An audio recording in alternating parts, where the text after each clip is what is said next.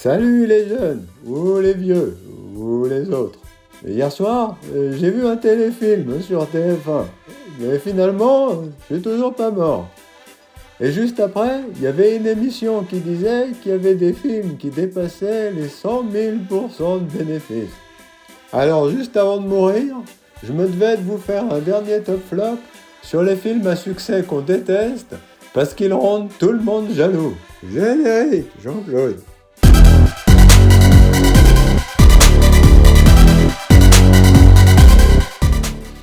Top 5. Alors, on commence avec The Hangover ou Very Bad Trip. Vous savez, ce film où les gars font n'importe quoi à Vegas. Budget 35 millions. Recette 467 millions. Anecdote, Todd Phillips a écrit le script en une semaine. Ça vous met en confiance, hein? Retour sur investissement 1233%. Top 4. Juno, ou comment une histoire de grossesse d'ado devient une grosse machine à cash. Budget 7,5 millions. Gain 231 millions. Ellen Page aurait accepté le rôle après un discours émouvant du réalisateur. Moi, ce que j'en dis, c'est que discours émouvant ou pas discours émouvant, elle a choisi le bon film. Au final, 3080% de retour sur investissement. Top 3. My Big Fat Greek Wedding. Avec un budget de 5 millions et un box-office de 368 millions, alors que les producteurs n'y croyaient pas et surprise, ça a marché. L'actrice principale a dû tout écrire elle-même. Et moi, je me demande pourquoi j'ai pas écrit un truc sur les mariages, tiens. Retour sur investissement, 7260%. Top 2. Alors celui-là, c'est le summum de l'arnaque. Le projet Blair Witch.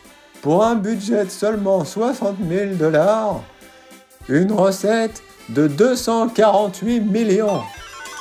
Tourné en 8 jours avec 2 caméras. Ils ont juste dit que c'était réel et ça a marché.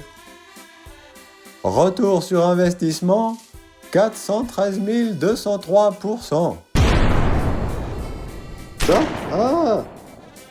Et enfin, la plus grosse douille, Paranormal Activity.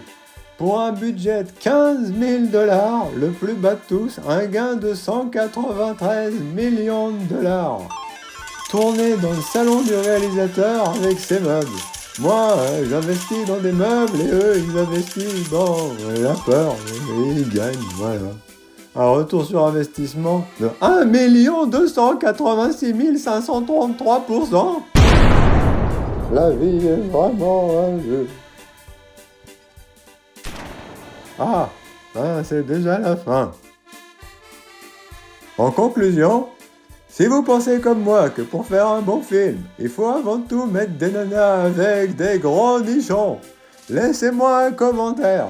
Et surtout, avant de décéder bêtement, et pour que je sombre pas dans l'anonymat le plus complet, je vous remercie de vous abonner, de liker, de partager mes contenus. Pour ma part, demain, je vais essayer de regarder Les Tuches numéro 24. Et si jamais je survis à tout ça, j'espère que j'aurai le temps de vous faire un dernier top flop avant de mourir.